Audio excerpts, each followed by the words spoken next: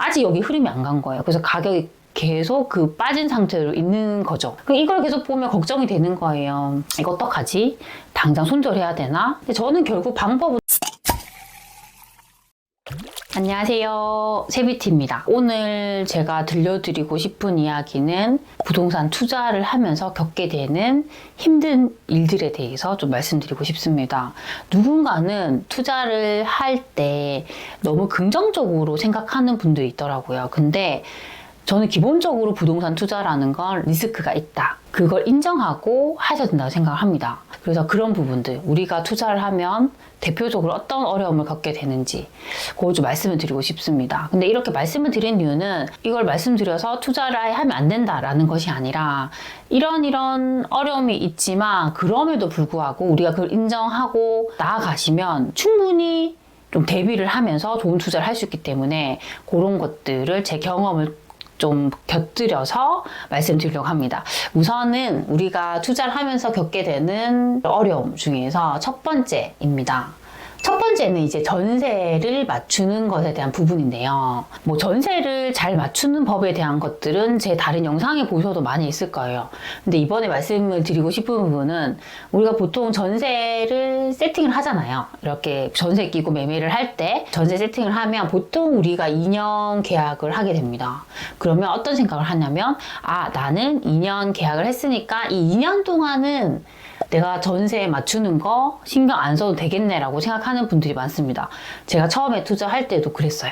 그런데 그게 아니더라고요. 제가 이런 경우가 2번 있었는데 한 1년 정도 사시다가 갑자기 사정이 생겨서 이사를 가야 된다는 그 세입자 연락을 받았습니다. 이분이 이제 직장을 옮기게 됐어요. 그래서 어쩔 수 없이 이제 나가야 되는 경우였고요. 두 번째는 어떤 경우였냐면 이 집에 살다가 저희 세입자분이 그 입주장에 있는 분양권을 매입하셨어요. 그래서 갑자기 나가셔야 된대요. 한 달 뒤에 이사를 나간대요. 저한테 얘기하고. 그래서 되게 처음에는 당황을 많이 했습니다. 근데 이런 경우 이제 어떻게 되냐면 보통 우리가 2년 계약인데 이 계약을 못 채우고 세입자가 나갈 때는 이 세입자분이 복비도 다 부담을 하셔야 되고요. 그리고 새로운 그 세입자를 구해주고 나가야 돼요. 네, 이런 상황이 됩니다. 그런데 이제 첫 번째 요 직장 때문에 나가는 요 분은 미리 저한테 6개월 전에 미리 얘기를 해주셨기 때문에 제가 그 기간 동안 새로운 세입자를 구할 수 있었습니다. 되게 여유가 있었어요. 그리고 이때는 어떻게 보면 더 좋았던 케이스가 뭐냐면 기존에 요 분이랑 계약했을 때보다 전세 가격이 한 1억 정도가 더 올랐습니다. 그래서 새로 전세에 맞추면서 1억이라는 돈이 저에게 더 들어오게 됐어요. 두 번째는 최근에 있었던 사례인데 좀 힘들었어요. 왜냐하면 다음 달에 갑자기 이분이 입주를 해야 된대요. 이 아파트에 입주를 해야 된대요. 한 달 안에 이제 빨리 그 보증금을 내달라고 하는 거예요. 그래서 저도 되게 촉박해, 마음이 급해지더라고요. 그래서 원래는 이분이 새로운 세입자를 구하면 되는데 제가 더 신경이 쓰여가지고 제가 직접 이 부동산에 알아보게 됐습니다. 더 높은 가격으로 받을 수 있었지만 이분 사정이 급했기 때문에 일단 최저가로 내놨어요. 최저가로 이제 내놨는데 이 집이 마음에 들어서 2번이나 보신 분이 있었어요. 근데 그분이 제가 내놓은 가격보다 일단 2천만 원을 더 조정을 해달라 하더라고요. 근데 사실 저는 지금도 최저가로 내놨는데 여기서 2천을 더 빼준다는 게 사실 되게 부담이었어요. 그렇게 되면 기존에 제가 받았던 그 보증금보다 더 낮아지는 거거든요. 그쵸? 더 낮아지기 때문에 처음에 안 된다고 했습니다. 근데 그 다음날 어떤 생각이 들었냐면 일단 이분 사정이 너무 급하잖아요. 빨리 나가야 되니까. 그래서 내가 조금 더 양보하자라는 생각을 해가지고 제가 내놓은 가격에서 한 1,000만 원을 제가 더 빼주겠습니다라고 했습니다.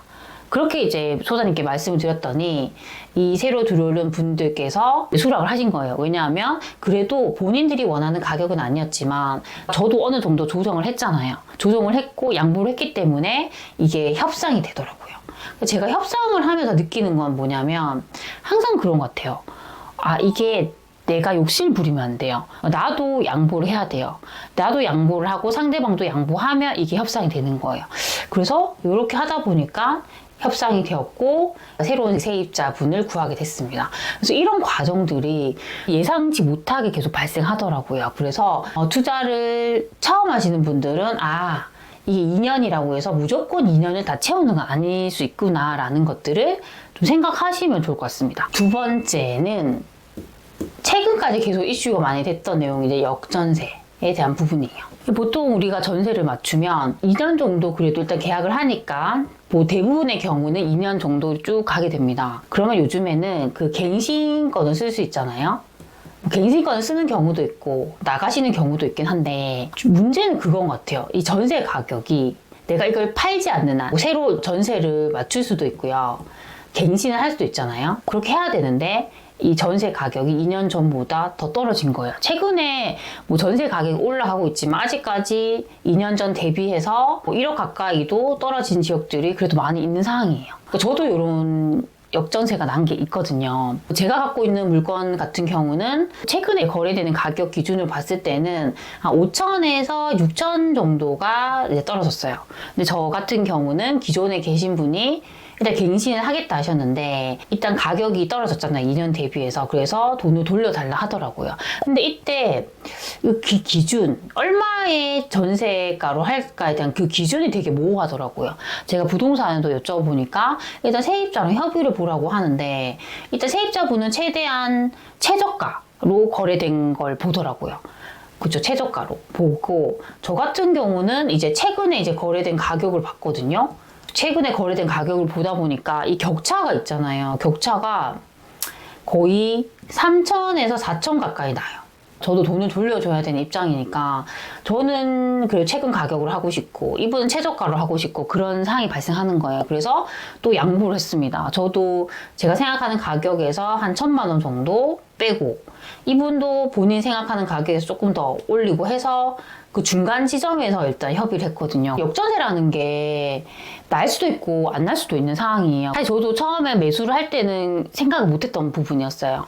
못했던 부분인데 역전세가 나니까 처음엔 당황스러웠습니다. 그런데 이제 이걸 해결해야 되니까 저도 대출도 알아보고 세입자와 이렇게 협상을 하면서 이걸 해결하게 되더라고요. 제가 만약에 처음 역전세를 맞았다 하면 되게 힘들었을 것 같아요. 그래서 이런 부분들도 제가 해결을 하면서 느꼈던 게 일단 다 방법이 있구나라는 걸 알게 됐거든요. 그래서 너무 투자하시기 전부터 걱정은 안 하셨으면 좋겠습니다. 하지만 이런 게 발생할 수도 있구나라고 또 인지를 하고 계시면 이런 상황이 발생했을 때 조금 더 현명하게 대처할 수 있을 거라고 생각을 합니다. 세 번째는 매매가가 하락하는 것에 대한 부분이에요. 근데 처음에 이렇게 우리가 투자하시는 분들이나 뭐 집을 사는 분들 이런 분들 보면 되게 긍정적이에요. 내가 사는 물건은 무조건 오를 거야. 무조건 상승할 거라고 생각하거든요. 저도 그런 생각을 했기 때문에 투자를 당연히 했겠죠. 근데 그게 아니라는 거예요. 처음에 우리가 그런 리스크들 다 생각을 하고 뭐 저평가 여부 다 판단하고 샀다 하더라도 일단 아까 처음에 말씀드렸듯이 이 부동산에는 리스크라는 게 존재를 해요. 최근 같은 경우는 정말 큰 리스크가 있었잖아요. 금리 인상. 이런 리스크가 있으면서 거의 대부분 자산이 다 빠졌으니까 내 것만 빠진 건 아니거든요. 이런 일이 발생할 수도 있다는 거예요. 이게 뭐 미래에도 분명히 발생할 수도 있는 부분입니다. 그래서 이걸 일단 인정하는 게 저는 중요하다고 생각합니다. 근데 우리가 가격이 빠졌다 하더라도 항상 생각해야 되는 부분은 이게 영원하진 않다는 거예요. 영원히 빠지는 거 아니에요. 결국 회복이 되고 여기서 더 괜찮은 애들은 그 수요에 의해서 결국 가격은 상승하게 되거든요. 그렇게 생각을 하시면 돼요. 그래서 이걸 겪어보지 않은 분들은 처음에 가격이 빠지면 되게 당황을 하고요. 나는 실패했다고 생각을 하고요. 좌절을 하고요. 이걸 어떻게든 빨리 손절하려고 하거든요. 근데 이 손절할 때도 정말 중요해요. 가격이 빠졌다고 무조건 이거 손절해야 되는 것이 아니라 이게 왜 이렇게 되었는지 이 상황을 잘 판단하셔야 됩니다. 최근에 저한테도 이제 질문 주셨던 분이 어떤 얘기를 하셨냐면 지방 그 소도시에 물건을 갖고 있어요. 그러니까 특히 2년 전 같은 경우는 저희가 지방 소도시가 되게 분위기가 좋았거든요. 여기가 이제 비규제 지역이었고 또 가격적으로 되게 저평가된 곳들이 많았어요. 그래서 그런 물건을 갖고 계신 거예요. 근데 지금은 가격이 쫙 빠졌는데 지금 뭐 서울 수도권에 있는 것들부터 많이 움직이다 보니까 아직 여기 흐름이 안 간 거예요. 그래서 가격이 계속 그 빠진 상태로 있는 거죠. 이걸 계속 보면 걱정이 되는 거예요. 이거 어떡하지? 당장 손절해야 되나? 여러 가지 걱정이 있습니다. 근데 저는 결국 방법은 두 가지라고 생각합니다. 그래도 이 소도시에서도 내가 그래도 정말 이 안에도 상급지, 괜찮은 입지의 물건이라고 하면 사실 아직 흐름이 안 왔기 때문에 얘가 못 움직이는 거거든요. 그러면 일단 보유해도 된다고 생각합니다. 보유해도 돼요. 왜냐하면 소도시라고 안 오르는 건 아니거든요. 결국 그 순서에서 얘가 뒤쪽에 있기 때문에 얘가 아직까지 흐름이 안 온 거예요. 두 번째는 그래도 나는 이 시기를 이용해서 더 가격이 빠진 상급지, 정말 상급지 지역들, 뭐 서울 수도권이라던가 그런 곳들에 나는 투자하고 싶어. 그러면 이거를 팔고요. 그런 좋은 곳들, 더 수요가 많은 곳들 사면 돼요. 그럼 대신에 이때 주의할 점은 이 물건이, 이 지역들이 아직 흐름이 제대로 안 왔기 때문에 분위기가 좋진 않을 거예요. 그러면 내가 생각하는 가격보다 더 저렴하게 팔아야 될 수도 있는 거예요. 근데 이렇게 팔더라도 내가 더 좋은 곳에 사두면요, 더 많이 오를 수 있잖아요. 그래도 그렇게 하겠다 하면 저는 그렇게 할 수 있다고 생각합니다. 그렇게 우리가 나눠서 생각해야 된다고 생각하고요. 내가 그때 투자를 했는데 이 투자가 실패한 건 아니다 라고 생각하셨으면 좋겠어요. 그래서 일단 이 가격이 빠졌다고 해서 무조건 손절한다, 이 부분은 항상 잘 판단하셨으면 좋겠습니다. 네 번째는 그런 금리, 대출 금리의 인상이에요. 대출 금리 인상. 우리가 사실 돈이 많은 분들은요, 뭘 사도 상관없어요. 그리고 이런 대출 금리가 올라가도요, 어차피 대출이 없기 때문에 그냥 던져두면 돼요. 가격이 회복될 때까지 놔두면 됩니다. 그런데 많은 분들은 이 대출을 일으켜서 집을 사거나 투자를 한 경우가 많을 거예요. 이게 금리가 올라가면 대출 이자가 상승하겠죠. 예전에 저희가 보면 금리가 되게 낮을 때는 정말 1%대도 있었고요. 2%대 금리도 있었잖아요. 이자가 있었어요. 근데 이게 거의 배 이상이 됐잖아요. 뭐 4%, 5%, 뭐 6%, 막 이렇게 거의 2배, 3배 이상씩 다 올랐잖아요. 이렇게 돼버리면요, 가장 타격을 받는 게 우리 살림이에요. 살림, 가정 살림. 그쵸? 월급은 우리는 한정이 돼 있잖아요.